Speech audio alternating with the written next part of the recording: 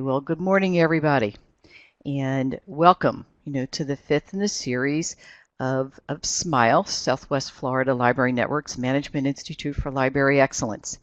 Today's topic is understanding HR legalities, and in retrospect, I think I would call it, HR and the supervisor, because our goal today, is for all of you who have supervisory responsibilities, whether it's directly or indirectly, is to understand some of those key tenets that fall under the umbrella of human resources that you should be familiar with and that you are accountable for. So this is not a comprehensive course on human resources. That would certainly take a whole lot longer. But I truly believe in that supervisory role with all of the various hats that you wear. This is one that's a very critical one, along with being teacher, counselor, educator, mother, father, depending upon the tone of the day. So I do welcome you to today's session. As I said, it's the fifth in a series, and previous sessions and topics that have fallen under this umbrella, are archived, for your reference. And if you have any questions about how to access that, please contact Erin, who gave us a beautiful introduction. And I also do want to say thanks very much to our interpreter for the day for her kind assistance with today's topic. So having said all of that, I want to bring you and just give you an idea for those of you who are new to the series. As I said, today is session 5. In January, we had our 4th session, and that was on building organizational reputation. And if you start to notice this, and you either have been continuing or you're going to continue with us, you see that people is the theme for throughout the entire series. That's the focus of your role. All the interpersonal dynamics that people bring along with them, because people really are the best gift you have. There's some days you may question that, but in the reality, if without people, we really don't have anything. So people are the individuals who provide your service. They are the ones who are going to build your reputation, and consequently, they are the ones who are going to provide service in support of your brand. So that January is a great lead in to this one, because HR, it's about your human resources. So it is all about people. I do hope that you will sign up for our session 6, which is on March 22nd, on managing team dynamics, because that is a class session whereby I finally get to meet some of you, hopefully all of you, face to face for a very interactive day at SWFLN on how to really not only create healthy teams, but how do you sustain that when you put people together, because dynamics and energy. And as you know, when it comes to dealing with people, we can either have a really positive energy or sometimes a pretty negative, destructive one, which impacts the ability to actually get individuals to form together as a team. So please take a look at your calendar. It's a full day session on March 22nd, and I do hope that you can join me, at that point. So today, as we move forward, decided to say, all right, there's so much to the topic. What's really important for you as a supervisor to know? So broke it into what you might say are 4 sections. One is the interview. In other words, you have some candidates. Now you need to find somebody who's going to be a very, very good mix for your department. And so consequently, that interview process is a very critical one that allows you to make a necessary assessment as to your choice of an individual to be a part of your department, your team, your organization. So the first part is interviewing. Well, now let's say you've done the interviewing, you've hired somebody, and it's their first day. Well, we also have to look at that onboarding process, because that really is the welcoming part into the organization that leaves first impressions with somebody. So we go from the interview, here's our potential, all right, to the person we've hired. Now they're here, we've welcomed them, we've onboarded them. Third piece we'll be talking about today is behavior, because they are accountable for their behavior, and they're accountable for their performance in the delivery of service within your operation. Right? However, you're also accountable for all of that too. So how you set those expectations, some of the legalities, that are part of that will be integral to today's discussion. And then finally, the word that nobody ever wants to hear, and yet it is probably the most critical word, and it is the word that you will continually hear from your human resources department, is documentation.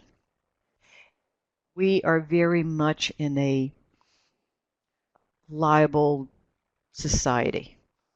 And so consequently, you really have to be very careful about how you document today. And we'll go into that, from a lot of different perspectives. But before I go any further, what I want to share with you, and we'll emphasize this as we go along, look at the name human resources. They are a resource for you. So if you are part of an entity, I don't know how you all are structured.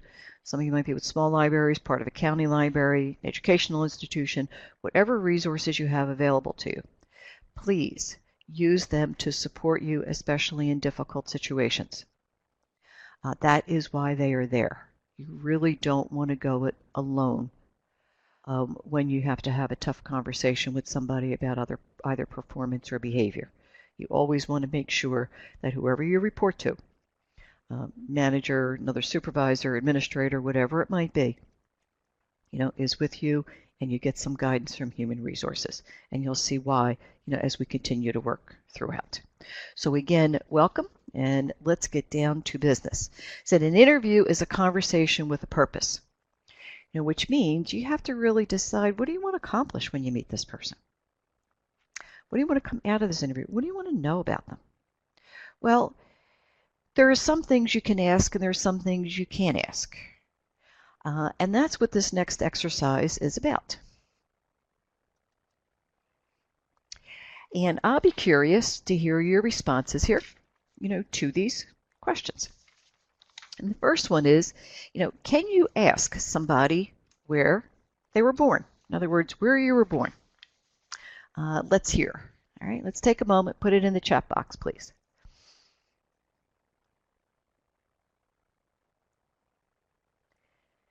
Well, I'm seeing some mixes of yeses and some nos. So let me clarify. You cannot ask any questions related to nationality, origin, birthplace. You can ask, what is their current address? How long have they been there? What was a prior address that they have? But you have to stay away from, anything that relates to birthplace, nationality, place of origin, things along that nature. Now, number 2, can you ask, where did you work previously?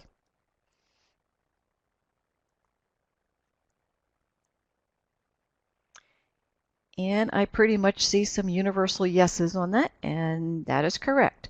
You can ask about prior employment, references, anything that relates back to the previous job that they had, because it is related, to the job interview. You can ask their reasons for leaving, and that's all fair in there. But you want to stay away from any sort of religious references, anything of that nature. Keep it, best advice I'm going to tell you is you keep everything very job oriented, based upon experience, work history. Number 3, can you ask somebody if they're married? Well, that's quick. I see an awful lot of no, no, no, no's, and I'm so glad I see that, because the answer is no, you cannot. Don't ask anything about marital status. Just stay away from it. Number 4, what type of military work experience do you have? What do you think?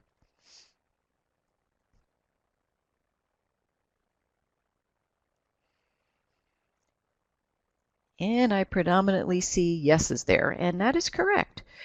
Remember, you can ask anything that's job related. The military experience they have, how does it relate to the job that you're interviewing them for? What did they learn as a result? How can they apply it? How do you transfer those skills, into your professional field? Number 5, why did you leave your previous position? Can you ask that?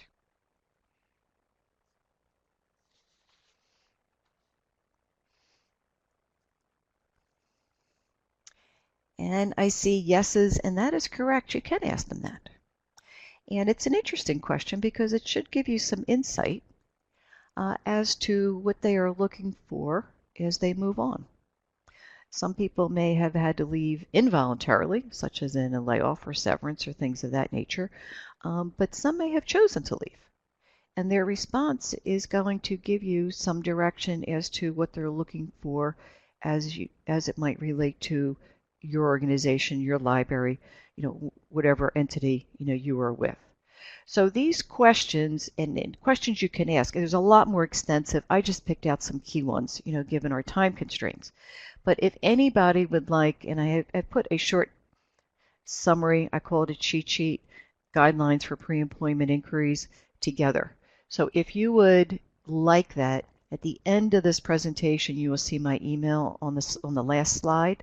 Please send me an email, and I am more than happy to share that with you. And this way you have it for a quick reference. It is not a legal document, but it is a general document about what you can and can't ask that apply to any inquiry, whether or not it's an oral inquiry or a written inquiry. And I see a question from John. You say, is it different, private versus public? No, it is not different. This applies to all organizations as it relates to the interviewing process. I'm curious, before we go much further, how many of you do a lot of interviewing? Does anybody here do a lot? Do you do some? Are you called in on interviews? I'm curious about this process here. All right. It looks like there's a mix. Elaine does a lot of it. Vanessa does some. Ruth, yeah. Annette, you do some. Pat, rarely. Well, in today's world, when it comes to interviewing, and everybody does it a little bit differently, you might be there as it might happen with human resources first, then it may come back to you because you're the on-site manager. There are those who interview in teams, so it may not only be an interview with you, but it might be with you and an individual who will be a colleague to see if this person is a good fit for the team. There are those that, where I've seen where they've interviewed across departments just to get a feel for the organization. So it can be handled in a lot of different ways. So I think it's always beneficial to be prepared, even if you currently aren't doing it, to know, again, what you can and can't do if you're asked to come on, or to cover for somebody or to back up for somebody, to have that skill set that's there. Remember, an interview is a conversation with a purpose. So it always takes some preparation in order to do a good interview. So what you see here is that as we talk about interviewing, there really are 3 stages to it. And go back to when you had to interview, let's say, for your current position, and how you may have felt about that. And knowing how you felt, it's really important that you are very welcoming to somebody who comes in as a potential candidate. Because they may be excited, but underneath all excitement, there is a level of anxiety that comes along with it, not knowing what to expect. So how you set the stage for that is going to create a comfortable environment that's going to make it easy for people to talk and answer your questions, get their thoughts together, and for you to do a better assessment as to whether or not you would consider them for a second interview or consider them, potentially as your final candidate. So be welcoming, greet them with a smile, a handshake, escort them in. I always think it's courtesy to see if somebody wants some water. But in that piece of it, be prepared for them too. In that phones are off, email shut down, so that you can give the door is shut if there is a door, so that you can give them undivided attention. Have the job description available and make sure that you are familiar with the tenets of what the job is about. I have talked to people, and I could probably write a book about all of the horror stories that people have shared about when they've showed up for interviews or they've showed up for the first days and nobody even is expecting them, has no idea what they're talking about, are not prepared, and it really does not leave a very good impression upon the individuals coming in from the outside. So let's say you are all prepared, you've welcomed them in, right? You finally see them start to semi-relax a bit. Now's the time to start your conversation. And in the conversation, you want to use what are called open questions. Uh, Basic English 101, who, what, where, why, when, and how. When you put questions out there that begin with those words, well, that invites participation. It invites an explanation. It invites discussion. And my recommendation, is to prepare your questions in advance and know what it is that you want to ask. And shortly I will share a couple with you and then see what you have to offer. And you can go on their websites, you just put in interviewing questions, and I will tell you they're going to come up with quite a few. Pick the ones that you think are most relevant to what you want to know about somebody as it relates to the job that you're hiring them for and as it relates to the philosophy of your organization. Key piece though, and you see it red on the slide, make sure if you have several candidates that you are interviewing, or if you are team interviewing, in other words, you're interviewing, then you're moving them to somebody else to interview them, that you ask the same questions of everybody. Because you do not want to show any partiality from one candidate to another. So you want some consistency in your presentation. There may also be, a lot of times you may be given, and in some entities from their human resources departments, they may even give you the questions they want you to ask. They may even provide a form for you to complete. They may even give you a framework in which to operate that you need to follow. For those of you who don't have that, well, then you need to devise that on your own, right? And this will give you some guidance. And again, even if you have the checklist, this will be in support of that. So you've asked your questions, you've observed the body language, you've observed their communication skills, you've talked about their technical experience. Now it's time to bring it to a close. And in closing, let me say this is where you really want to make sure that the candidate has asked you the questions or gotten all the information that they need from you. And sometimes you have to invite them to do that. Because when people are nervous, they don't even think about what to ask. But if you invite them in, all right, they may start to do that in a comfortable way. So allow them to ask you some questions now. And then before you send them out, share what the next steps in the process will be. Will they be called for another interview? Will they be notified by email? Will they receive a letter in the mail? How long the process is going to take? For whatever you know that you can share, please let people know, because it's the unknown that creates an awful lot of anxiety for most of the world. So the more that they know, the more better that they can prepare and plan for whatever may be next. I'm looking at Elaine raises a very good point where she says, we also close with an invite to have the candidate add anything about themselves. And that's a good time, to say, what else would you like to tell me, all right, that I haven't asked about? What else would you like to share? You're going to see that's similar, to one of the questions that's going to be on the next slide. But go into an interview, again, it's a conversation with a purpose. Be prepared for it. Set the stage for it. There's your opening. Create a good dialogue back and forth, and you'll see it using open questions, and then bring it to a close. Make it to, by this point, the candidate really should be more two-way in conversation, and answer their questions, see what else they want to share, and then let them know what to expect, and you will have conducted a very good interview. So to help with that, I picked just some sample questions that will give you some insight to what somebody's bringing to the table.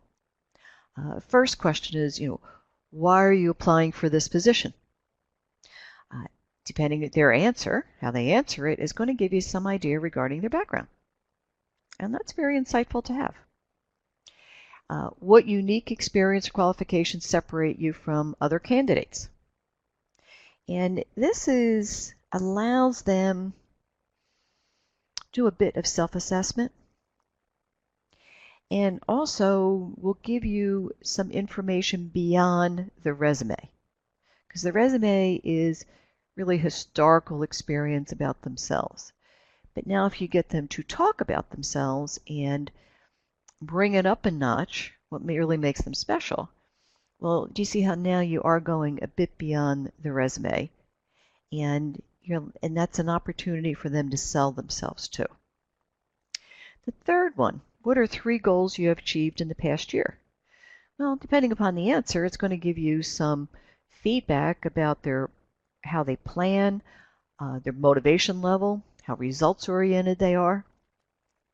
If they haven't achieved anything, then I would kind of go backwards and say, what goals were you held responsible for this year? And then maybe turn it into what obstacles were in your way that kept you from completing. But it's a good question that gets you into how goal-oriented they are and how results-oriented, and how results focused they are too, in the achievement of all of those. The fourth one, what's your typical way of dealing with conflict? Remember we said this is all about people, and what you're really trying to do is find somebody who not only has the technical qualifications for the job, but also has the interpersonal skills that's going to allow them to be successful in delivering the capabilities of the jobs, the service with the job, but also being a good contributor to your team. So this is going to, when you ask people how they deal with conflict, and nobody ever likes this, that's going to give you some positive or constructive information about how they manage situations, especially the ones that aren't necessarily that easy. And then the last is more of a statement that you put out there. Tell me about a situation where you had to go above and beyond to get a job done. Again, it's some thoughts about their work ethic and an opportunity to really let them shine. What have they done? And it may be similar, right, to that second question, or it might be something totally different. But what you're really trying to find, when do they go above and beyond? And give you some ideas to what they're all about, as an individual, and how can they contribute. So what I'm curious about is, I just gave you a handful of questions here. What are some of the ones that you've used that you like? Take a moment, please, and put them in the chat box.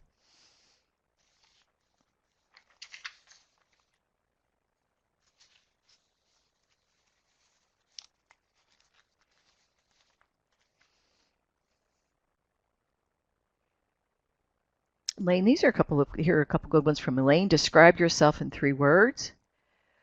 Oh, this is interesting. What would your enemies say about you? I like to ask, what would your friends say about you? But now you see it from 2 different perspectives.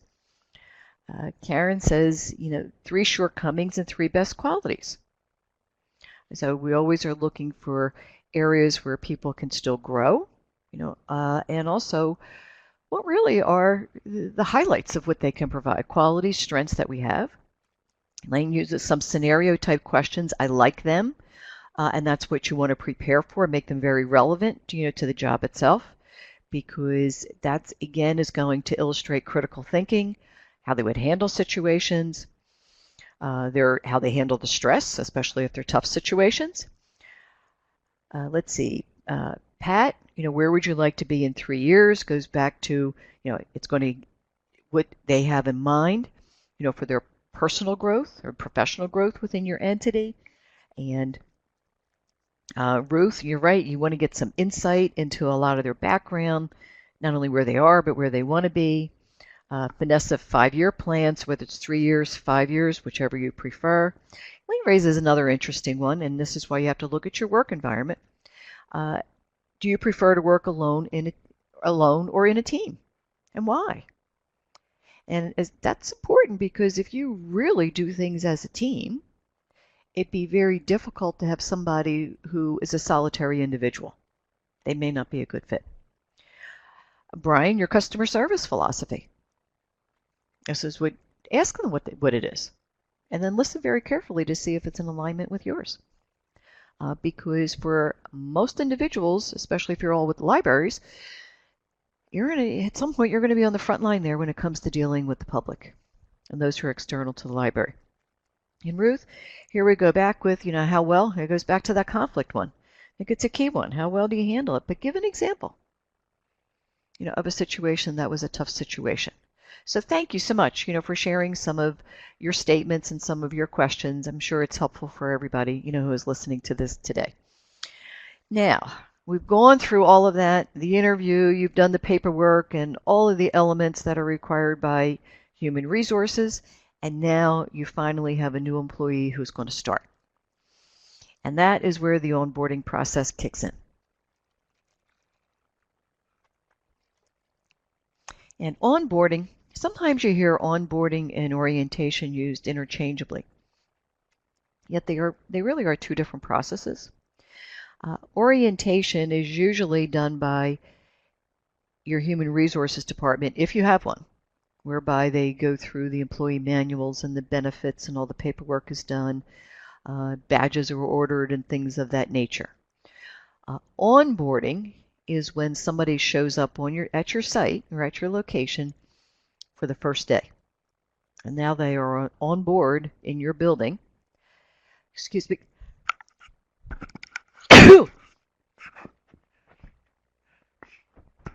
Oh, excuse that sneeze.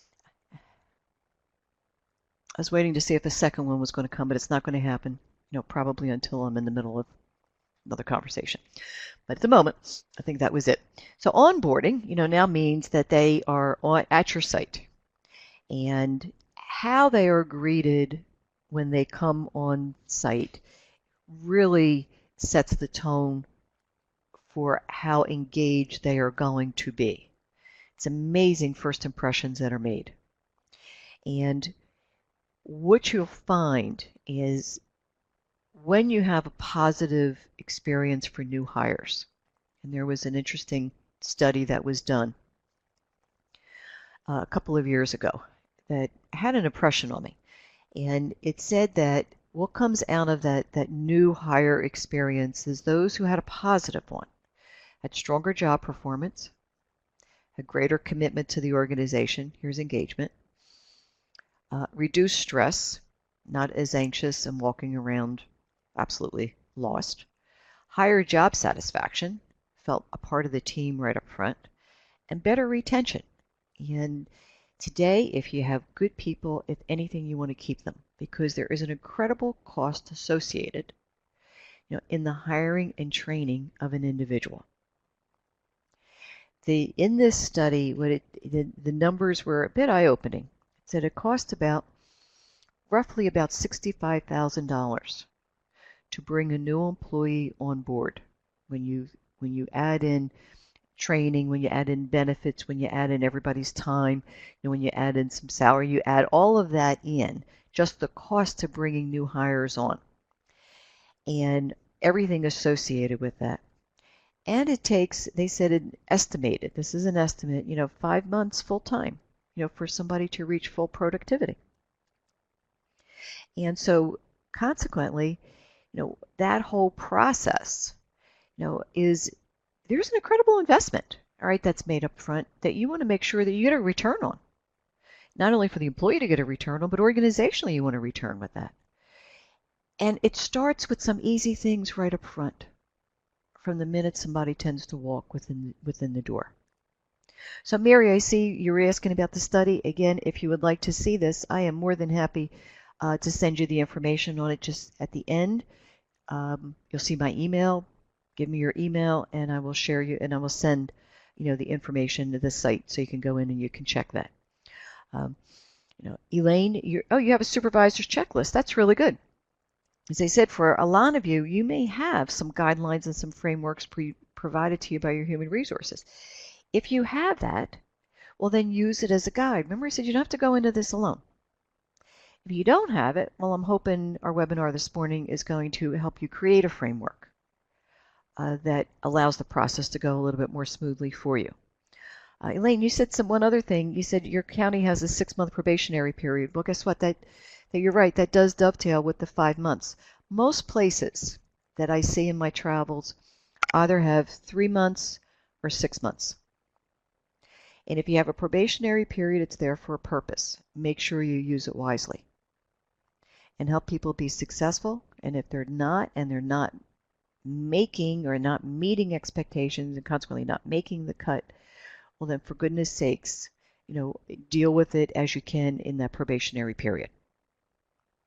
But please make sure everybody's been given the right tools and training and resources that's going to allow them to be successful. And we'll talk about that in a moment, a bit, as we go into performance management. So several things to think about, when you bring somebody on. And like I said, there could be a lot of other things you can do. You may have some other guidelines. We'll hear what you do, but this is what I hear. What I try to share with you is what I hear in my travels from people who wish they had, or even those that had good experience, what they really liked about it. And that's what stays with me.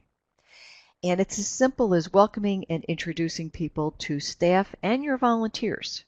In the libraries, you usually have a mix of both. When I say staff volunteers, I'm also talking about your board, anybody, all right, that's a part of the entity. Take them around that day. Send it, now again, whether this would be you as the supervisor or Human Resources does it, send an email to everybody because you're not going to meet everybody, but send it with their picture and a very short bio so people know where somebody came from or what they're bringing along with them as somebody new to, as new to your library, and their experience and their expertise. Yeah. If you're hiring student interns, like John has, well, then welcome them and where are they coming from? What school are they coming from?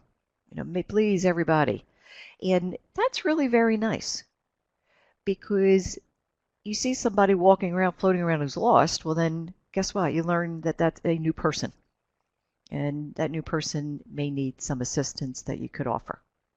But if people don't know who they are, well, then the odds are they may never get out of the chair to offer that assistance. The second is when you can, where everything is. Somebody walking the door the first time doesn't have a clue. Give a tour of the building.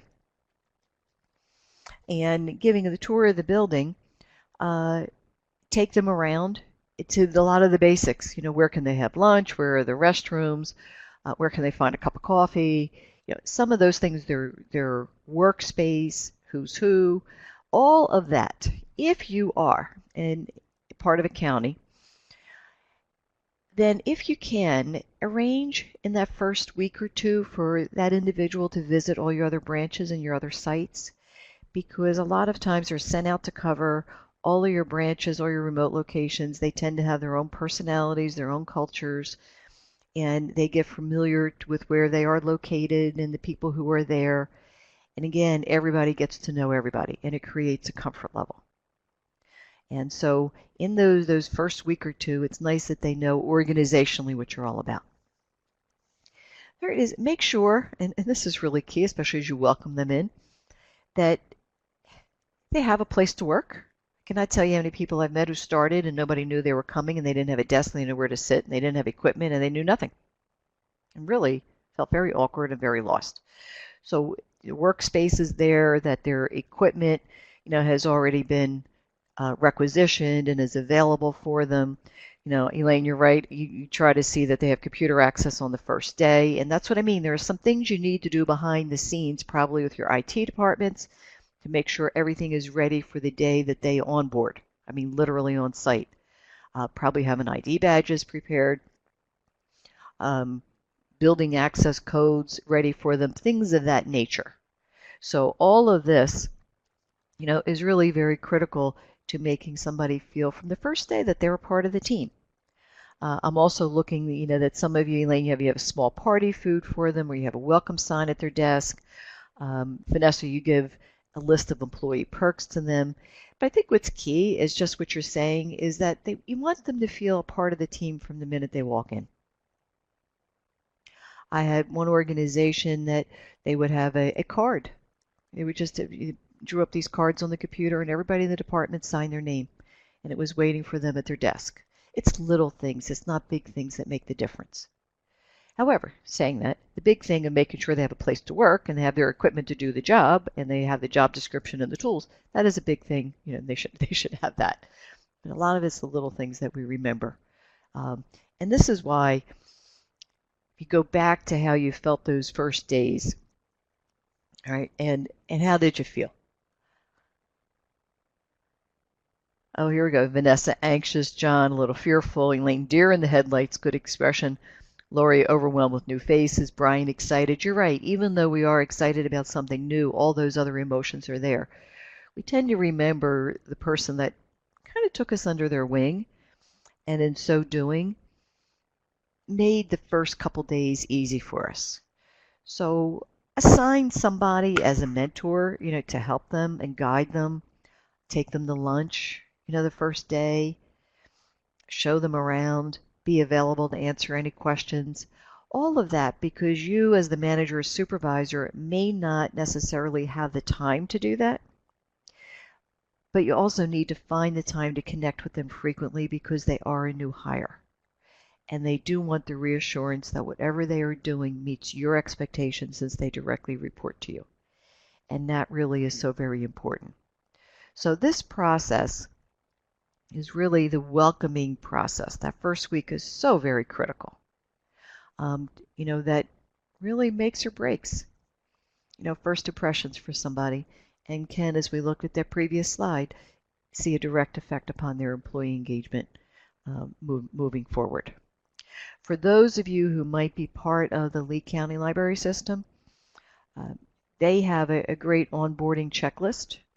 So if you don't have that, you can request that from Human Resources. They were nice enough to share that with me.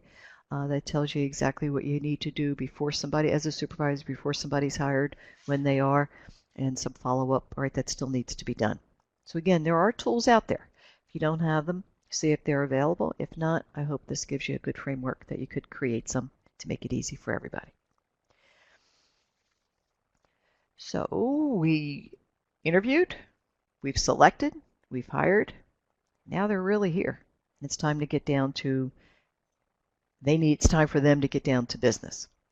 Well, for them to get down to business, they need some guidance and direction from you as to what is professional behavior, professional performance, as defined. And as managers, you are agents of your organization and consequently carry a big responsibility for creating a non-discriminatory workplace. So that when you establish your expectations, your job expectations with an individual, which by the way is different than the job description, make sure that you define what is expected behavior-wise in addition to what is expected performance-wise. Because behavior is what's going to drive your service. Performance is a part of your service, but people remember how they were treated. And that's true for internal and external.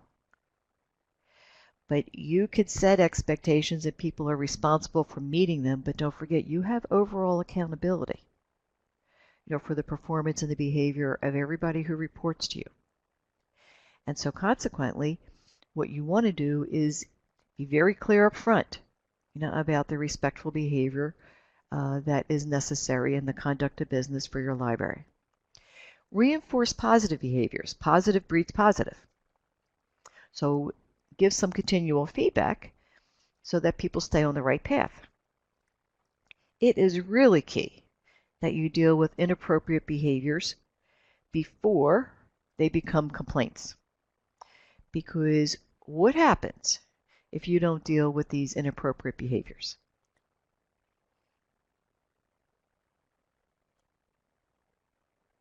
Vanessa, you're right. It begins to adversely affect the whole team and creates discord. It's a mess.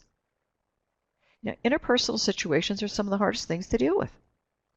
Elaine, you're right. If people aren't told about the problem, they will say, I did not know. How can somebody fix a problem if they don't even know they have a problem? Because in their eyes, they're fine. It's the perception of others. That's the challenge. So deal with situations as they come up, because if you don't, right, they tend to grow, they become a pattern, right, and the next thing you know, you're in a legal situation, with a harassment complaint, and I will tell you that is not an arena that you want to go into. So deal with behavior, deal with performance, deal with every situation as needed. And then finally, you can go back into your employee handbooks and find these. Share it might be under technology policy, equipment policy. They may roll social media into that, or they may consider that to be a separate policy. Please share that with everybody. New hires, and I am a fan, and I say this to all supervisory groups, is every quarter when you have your department meetings, shake out a policy or two, and especially the ones that relate to this technology one, the anti-discriminatory, the harassment one, your time and attendance one. I mean, those elements that if you notice, they really are behavior-based. Because most people, let's go back to that first day, that's when they read the handbook and it's probably never read again. And those first weeks, it's usually read to find out when do I work and when am I off from work and when do I get paid. And then it goes from there. So need to refresh and keep it in front of people so that they don't get themselves in trouble. You know, all of this is done as preventive because you really don't want to see these situations that you know can turn into harassment or hostile work environments. Really are very, very difficult to work through. So if you can avoid that ever happening, that is the best advice I can give to you. And especially knowing that you're accountable for everything that goes on in your department. And accountable in the regular sense, but you're also, for those of you who are listening are part of the public sector, you are held accountable under the Florida Public Records Act, which means that anything that is put into a piece of equipment that is owned by your library, your organization, you know, they own those words. I don't care how many passwords you have to access it or anything of that nature, right? You don't own those words or that content, they do. And if you have a situation where somebody wants, and they can request all your emails, all your notes and everything, and they request that, that all has to be provided. So my best advice when it comes to things like this is business stays with business computer and personal stays at home with personal computer. Don't mix them together because the minute you put it on the business computer, it is discoverable. So I'm still amazed in this day and time how many people are not familiar with that and say, I don't know. And all you have to do really is read the newspaper and somebody is in trouble. Yeah, you said something, you know, lately we've had some issues with cyber loafing. Yeah, you know, you have to share again county policy on technology. You know, somebody else said use of patron data. You got confidentiality here. All right, so how, and that's another point that really needs to be stressed. And, you know, people have lost their jobs because they have not used email, social media wisely, and it just isn't worth it. It just isn't worth it. But what their concern is, you know, as their manager or supervisor, don't forget you're also accountable to all of that too. So tell me, let's look at this. On this case study here, take a moment to read it. Kind of goes along with what we're talking about here. And tell me what you think. Could this be a sexual harassment issue?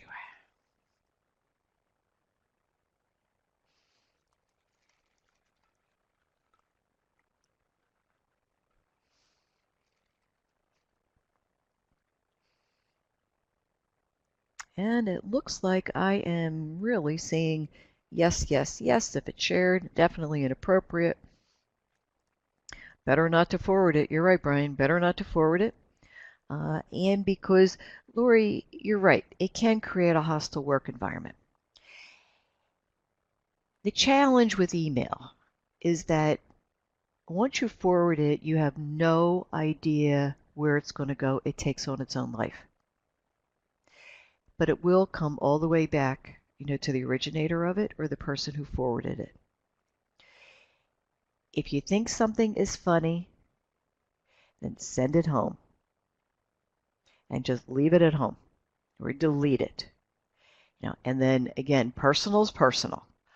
Don't ever take the chance, because what you may think is funny to the next person, you don't know who they're sending it to and how somebody else is going to receive it.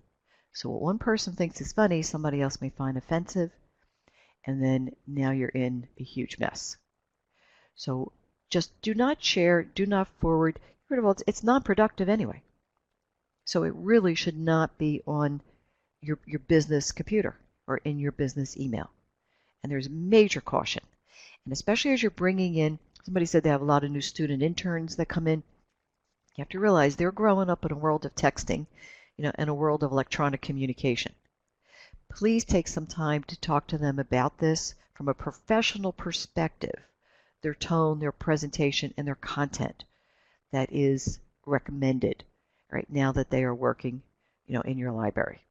Because for many of them, they may have never had that conversation. Don't assume that they have. And can inadvertently, a lot of people inadvertently get themselves in trouble. And you don't really want to see that happen if you can avoid it. So there are legalities that are out there designed to protect individuals in the workplace, and there are quite a few laws. Now, what I picked out more than anything was the one that relate to behavior.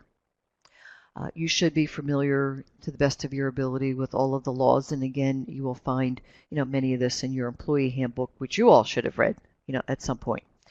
But this one is a critical one. It's the Title VII of Civil Rights Act, passed in 1964. And its message is that each working person has a legal right to work in a hostile-free environment. And the courts are very strong about that. And what's important to recognize is that harassment is unlawful when it meets the following criteria. And the key word here is it's unlawful.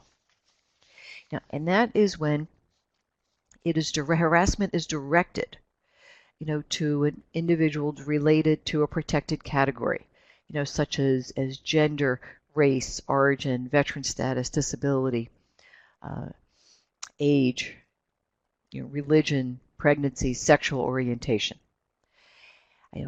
When it is unwelcome, somebody says, I don't like that, the best advice I'm going to tell you is say, apologize and say, I'm sorry, and don't ever do it again.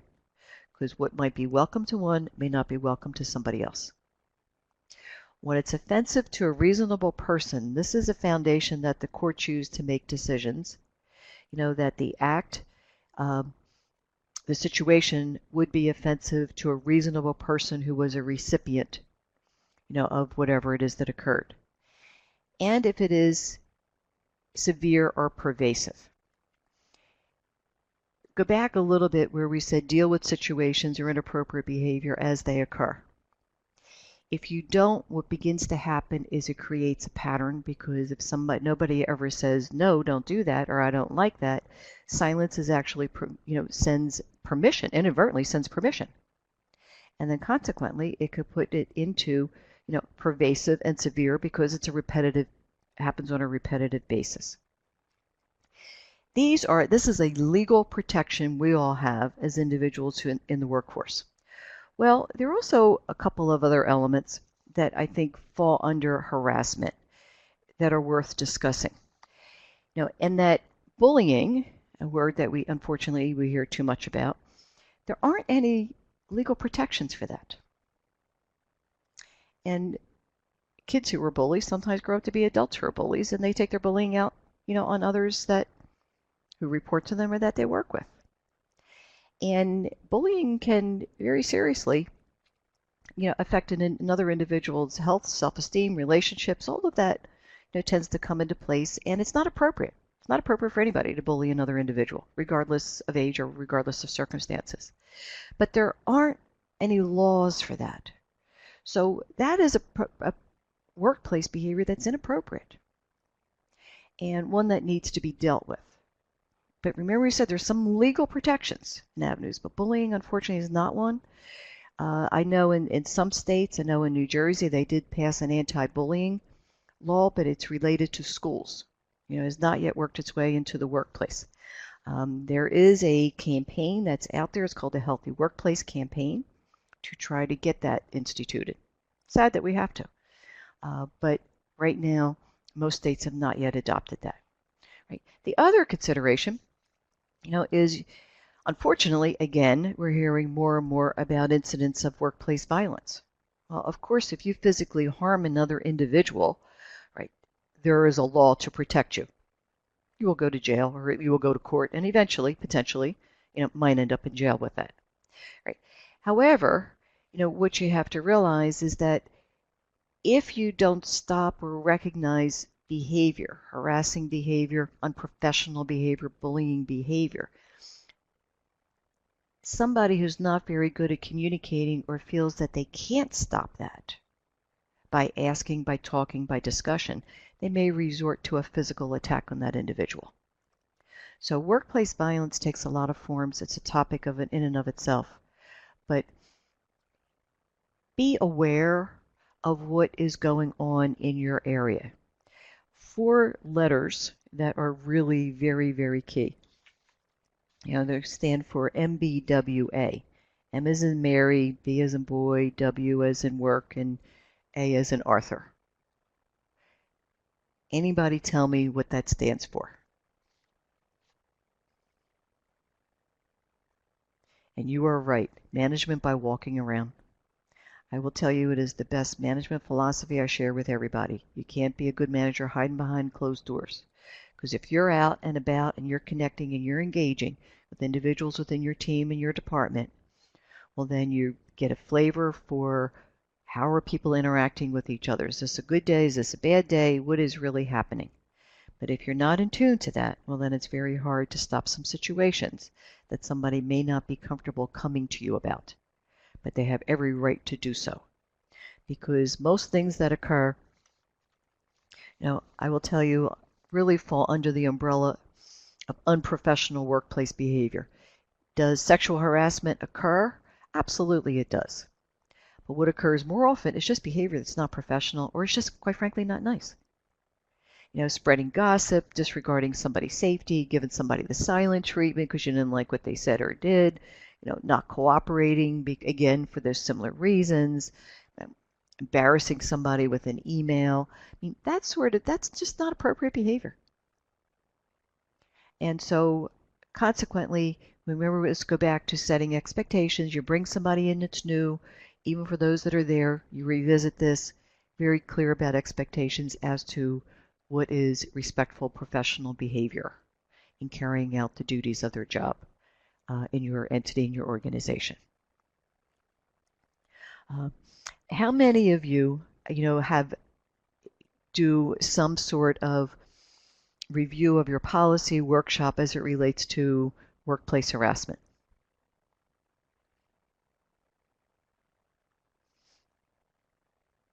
All right, Elaine, yeah, you're right there that you have, in Lee County, you have mandatory workshops. John, you had it. Vanessa, yes. You want to avoid a hostile work environment. Nanette. Yeah, Karen, good point. Workplace bullying, you address in your employee handbook. Yeah, as a manager or supervisor, that's why I think it's important that every once in a while you just pull all of these out so these important policies just don't get lost, in the handbook, and just have a healthy discussion about that, or just a refresher. Doesn't have to mean anything's going on, but remember the key word is you want to prevent it from happening. Take a look, please, at this next case study as it relates to Millie. Take a moment and read it.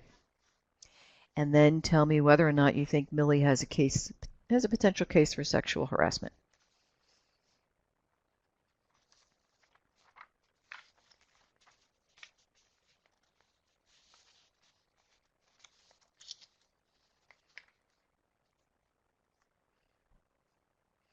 Oh, Karen, I'm seeing yeses, yeses, yes, yes, yes. And John, you were right.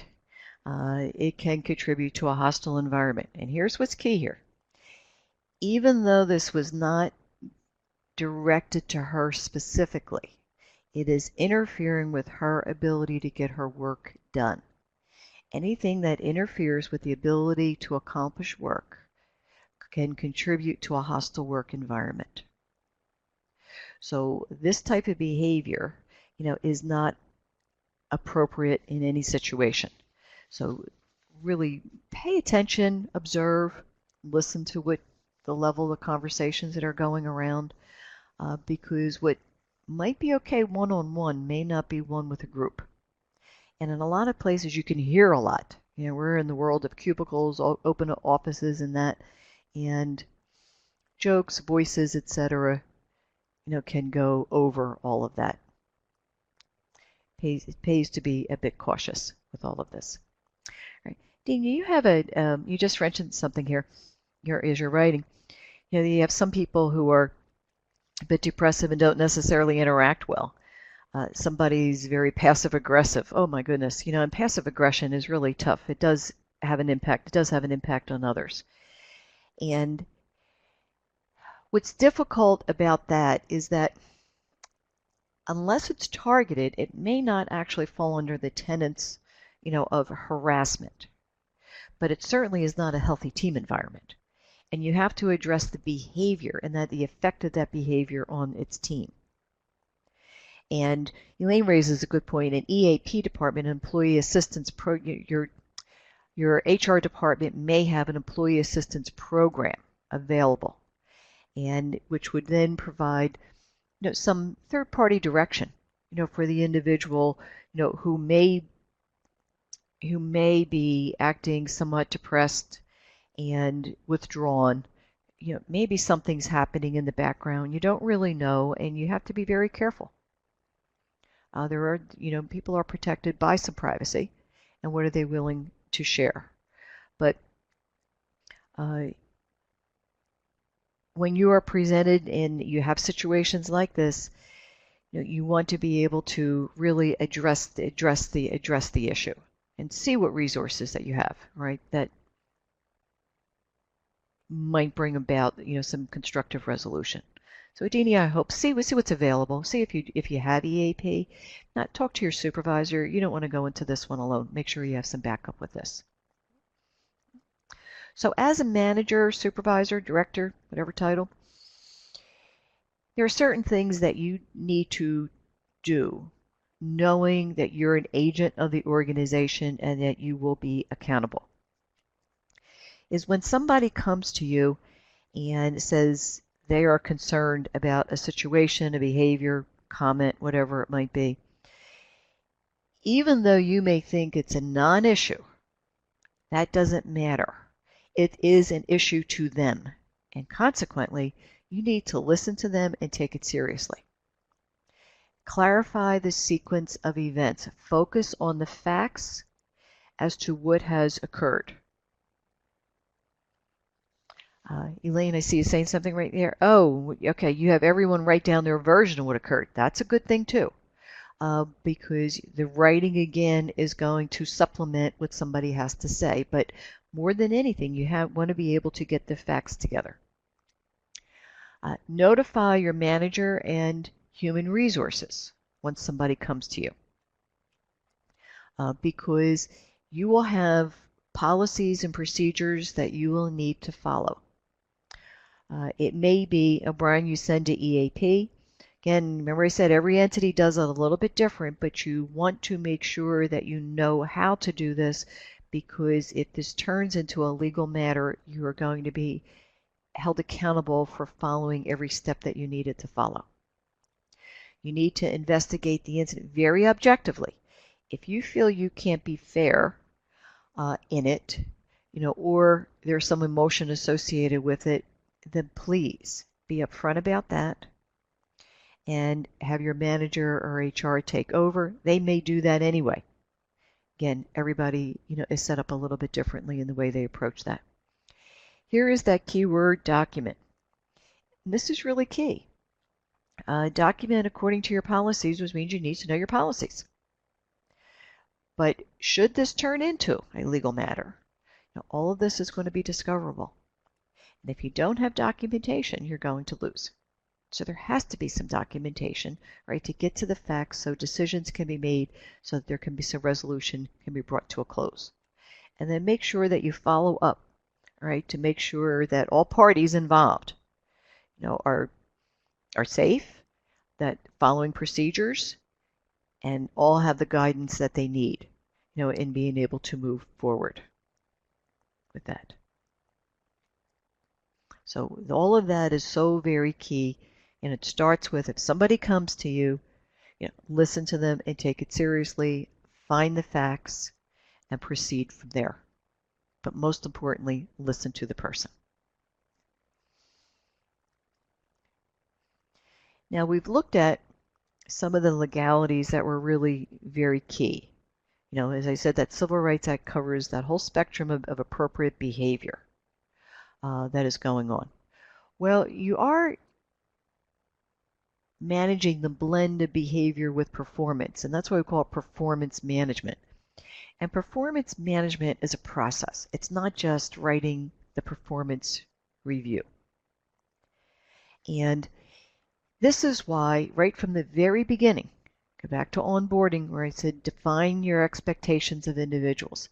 That's what starts the whole communication cycle in performance management. And this is really critical for new hires, but it's really critical throughout the whole life cycle of an employee. But for new hires, it is because they don't have a clue what you expect of them. So not only discussing it, writing it, defining it, give them some feedback on an ongoing basis. You have a mentor they can go to, and they also have you that they should be meeting with on a regular basis too, whereby you give them some feedback and some coaching if they're on the right path, or some additional direction if they need to do something a little bit differently. Well, all of that is ongoing. The performance review is nothing but the culmination, of these conversations that you've had. So that by the time you get to this point, there really shouldn't be any surprises if communication has been open and you have been giving feedback and you're making sure everybody's had the tools and the resources and training to do their job. Because now what should come out of the performance review process is an action plan, either for performance improvement, if they're not meeting the expectations, or a professional development plan if they're meeting and exceeding them. And then if you notice, the whole monitoring starts again, because what you're really trying to do always is set people up, for success. And that's what's so very, very important, in defining the expectations, keeping the lines of communication open, and providing ongoing constructive feedback. So somebody will choose to meet the expectations if they haven't been, choose to correct. And if they aren't and you need an improvement plan, well then make sure, oh Brian, good. You said give them specific behavioral goals. What are the behavioral goals that they need to meet? What are the performance goals that are being set out there? What's an improvement plan, right, that needs to be addressed?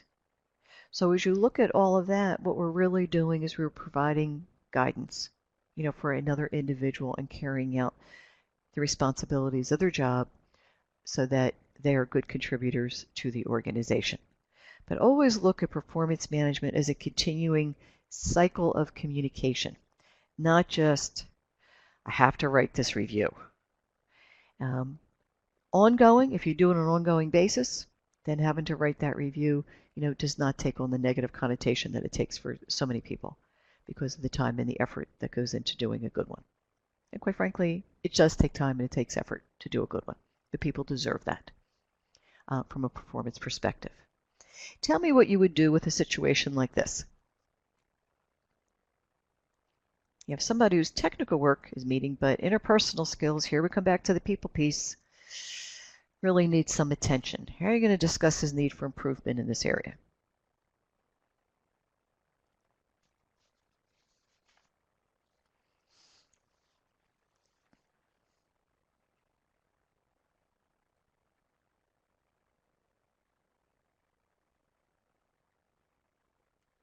Brian, we come back to giving him some very specific behavioral goals.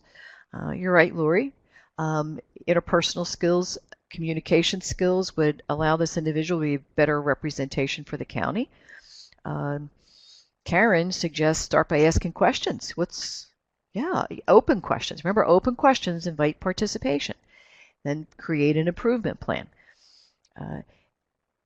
They may need, and here's where you have to realize we have two separate skill sets. We have our IQ, which drives our technical performance, the actual work that we can do, our intelligence quotient, IQ. And then we have our other level of intelligence, which is our emotional intelligence, referred to as EI, or emotional quotient, referred to as EQ, that drives our communication and our behavior skills. Consequently, that interpersonal skill set that we all have. They are two different worlds, but you need a balance between both of them. So this individual may need some training, right, on how to deliver service, how to communicate, how to handle situations a little bit better, even though he may be very good on the technical aspect of the job. So you always want to balance both of these, and especially in your worlds, that are whose foundation is service. Service to each other internally to allow you to deliver good service externally. And that's really key. John, you raise a good question. What if expectations are not met after a period of time? Well, this is where you then have to resort to a formalized corrective action plan. And that you do in conjunction with your manager and human resources. You can't make people change. All we can do is make sure that we've given them everything that they need to be able to meet what the objectives we put out there for them. If they choose not to embrace that, well, then they're going to go down another path, and that path is going to be corrective action. And it's hard to predict from that. Hopefully they will improve, right? Or possibly, they may no longer, be considered valued, to the team. But all of that, you really want to, many times, you really don't want to lose somebody who could be good, especially if you see that they have the potential for that. But it has to be up to them. John, you're right. In the majority of cases, they have improved. A lot of times when we do talk to people and take them aside, remember, people can't fix something they don't know they need to fix, right? You will see some improvement because sometimes nobody's ever talked to them about this before. It's amazing what people never hear. And they should hear. And even though it may be tough at times to hear it, most people will thank you at some point for it because it's given them the opportunity to change and to grow. But in your delivery, make sure that you focus on, that's why I use the term corrective action. I haven't said discipline process, unity process. It is about correction because none of us are perfect. We all deserve the opportunity to correct something, right, and consequently make it better. It's if they choose to correct, here's the challenge. That's up to them. That's up to them. So to sum up performance management, I love this quote that came from Kissinger, because it really is about providing direction. It says, if you don't know where you're going, every road will get you nowhere. Go back again to your first day on the job, right, where you had no idea where the roads were going. New place, new people, new job, new policies, new procedure, new building, new everything. It's really good when somebody provided some direction, gave you some insight, gave you some guidance. And that really, in your role as manager, supervisor, it's really what you're there to do. But you want to let people know they're on the right road. They're sharing feedback on a continual basis. You want to avoid those surprises at performance review time where somebody says, I didn't know anything about that. That happens, communication broke down somewhere, between both parties. But the more, go back to MBWA, the more that you talk, the more that you share, right? Well, the more you have an opportunity to avoid that ever happening. Here we go. Document, document, document. Oh, Brian, you're reiterating everything I'm saying. Document, document, document. 3 rules of dealing with an employee that may be a problem. And you're right. Brian raises a point, have somebody else in the room with you when you can. If you reach that point where it needs to be documented, make sure that you have a supervisor, HR representative, somebody there also, right, to validate and add credibility to what is going on in the conversation. And your documentation needs to be clean and professional and have good integrity to it. Because your performance reviews, remember, they are discoverable with a complaint. Would you want a performance review that you wrote or a note to record that you wrote full of mistakes and spelling errors and grammatical errors held up as evidence in a court of law, which is a reflection on your professionalism. I wouldn't think so. So make sure you proofread, make sure it has integrity, make sure all the facts are substantiated, document the dates, keep it very, very factual, in the tone in which you are writing. And so consequently, you will be able to have, prepare a document that really can hold its own. Going along with that, whatever you write, make sure you say the same thing. I have been called into situations where there was a major issue because there wasn't consistency in the presentation.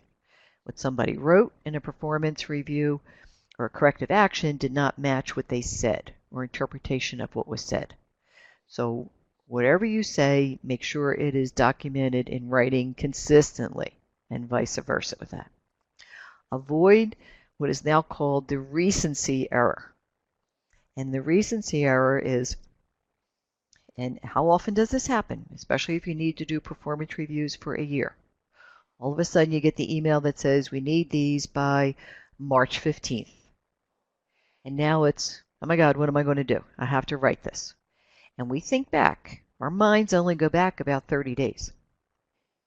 And you may have had an individual who made a huge mistake in that past 30 days, and that's what's going to be in your mind. And you're forgetting 4 months ago, this person was the biggest hero because they did something above and beyond, as it relates to service, as it relates to the organization. That hero piece gets superseded by the recency of the mistake, and then how fair is the review that you're writing? So my suggestion is you just make it easy, an easy log of events. So for an individual, it would just be, if they do something really good, just make a note of it. If they do something that they really need to learn more about, make a note of that, because don't forget an action plan comes out of this. If there was an issue that arose that was a negative issue, make a quick note of that. So what you're really doing is just keeping a log so that when it comes down to actually writing the review, a lot of your work is already done. And you have a better chance of recreating a year's sequence of events versus falling victim to that 30-day recency error that so many people do. If anybody would like, I have one sheet I put together for a lot of these leadership programs that's just a log of events. If you want it, I'm more than happy again to email it to you. Give me your email at the end and make it your own. It's just a Word document and make it work for you. But it is a reminder for each person that you have responsibility for, just to be aware, of what it is that they're doing on the positive side and what it is that they're doing on the side that may need some improvement. But again, keep it simple, keep it easy, and know that these 3 words should be in your brain: document, document, document. So I hope that our session really helped you see HR as it relates to your role, as a supervisor. I will reinforce again, use whatever support mechanisms and people that are available to you. It is important, please leave with these thoughts, it is important that when you have serious performance or behavior discussions that you have to have with another individual, make sure your manager, whoever you directly report to, is part of that conversation. You want to witness to that conversation. Know that human resources is there for you. That's their name. It's about people, and it's about being a resource for people. Do not proceed without their guidance and involvement. They may even want to be a part of the conversation. In some, they may be the ones who want to have the conversation. So again, whoever you directly report to and HR, you're all in this thing together. Be familiar with your organization's policies. If you're civil service, what your regulations are, and if you have any sort of labor contracts, know what they are. Read them, be very familiar with them, because the odds are, if you have individuals who are affected by these, they will know them. So you need to be prepared for that. These are really important takeaways I'd like you to leave with today. Brian, you just said, can you share the slides? Aaron will have the slides up, and they will be available for you and sent to you. They will also be archived, such as this whole presentation will be. You'll be able to review them at that point. So I hope that you've enjoyed this session. I certainly always enjoy working with all of you, and I'd like to close with a quote. It is a very good, it really is fundamental, right, when it comes to people. We open with people are our most valuable resource, and I truly believe this. And this quote from Andrew Carnegie just reinforces it. It says, "Take away my people, but leave my factories, and soon grass will grow on the factory floor. Take away my factories, but leave my people, and soon we will have a new and better factory." We really don't have anything without people. They are the best gift that we do have. And so how we value them, how we help them grow, is really very critical, not only to their personal success, but it is to our organizational success too. References for today that I share with you, these are 3 websites. And everybody should be familiar with the website for the Equal Employment Opportunity Commission. You will get some great guidance. And you will also know that everybody has the ability, if they are not getting satisfaction and they are filing a workplace claim as it relates to discrimination and harassment, they can file directly with the Equal Employment Opportunity Commission. So you should be familiar with that. There's always an avenue. So when people come to you, you're supposed to be taking them seriously. But sometimes, believe it or not, the issue that they have is with their manager. The sexual harassment issue might be with their manager. They can't do that. They will go directly to Equal Employment. So we always have an avenue for people to be heard. The Workplace Bullying Institute has a good site about how to create a healthy environment, workplace environment, and some guidance, if situations like this would come up.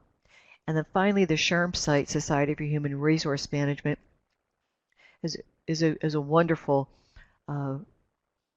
site for those items related to human resources and interviewing and things of that nature. And you don't need to be a member to access it. So these 3, are great references as it relates to today's topic. And then finally, for those of you who do want some info from me, there is my email address, cmonte@camforconsulting.com. Just send an email, and I will be more than happy to respond. So I thank you very much for joining me today. It is a beautiful day out there, and I'd like you very much to get out there and enjoy it. Life is good. Thank you, everybody, and a special thanks to Aaron, always, for his coordination efforts, and to Diana, our wonderful interpreter for the day. Goodbye, everybody, and thank you all again. Bye now.